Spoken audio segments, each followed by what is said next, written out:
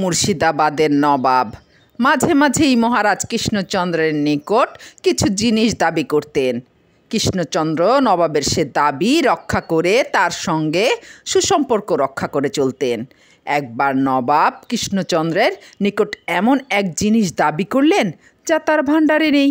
মহারাজ কৃষ্ণচন্দ্র এ কথা শুনে ভীষণ চিন্তাতে পড়ে গেলেন। বাংলা, বিহার, উড়িষ্যার নবাবের ভাণ্ডারে এমন কি জিনিস নেই যা তিনি দিতে পারেন? শেষ পর্যন্ত এ সমস্যার হাত থেকে উদ্ধার পাবার জন্য মহারাজ গোপাল ভাঁড়ের শরণাপন্ন হলেন। গোপাল ভাঁড় সব শুনে মহারাজকে আশ্বস্ত করল। শেষে একদিন গোপাল হাতির দাঁতের বহু মণি মুক্তা খচিত একটি রেকাবের ওপর রেখে বাদামি কাপড় দিয়ে ঢেকে নবাবের উদ্দেশ্যে রওনা হলো।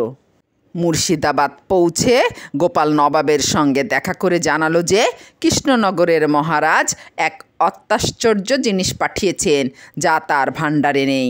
নবাব এ কথা শুনে জিনিসটি দেখার জন্য উদ্গ্রীব হয়ে পড়লেন। গোপাল ভাঁড় বলল, মহারাজ, এই জিনিসটি রাত্রে কোনো নির্জন স্থানে রেখে দিতে হবে। গোপালের কথা মতন নবাব রাত্রির জন্য অপেক্ষা করতে লাগলেন। অবশেষে রাত্রি হলে গোপাল ও নবাব একটি নির্জন ঘরে প্রবেশ করলেন।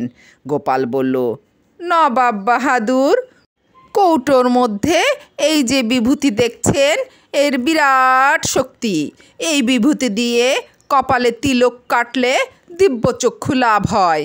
যাদের জন্মে ঠিক থাকে না তারা অরূপ দিব্য দৃষ্টি লাভ করতে পারে না।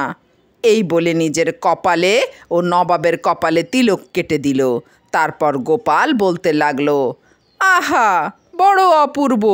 মন্দাকিনী বিদ্যাধারীগণ জলক্রীড়া করিতেছে, ধর্মরাজ মহিষপৃষ্ঠে বিচরণ করিতেছে ইত্যাদি। এদিকে নবাব কিছুই দেখতে পেল না, কিন্তু জন্মের ঠিক রাখবার জন্য তিনি বলতে লাগলেন, হ্যাঁ, সত্যই কি অপূর্ব!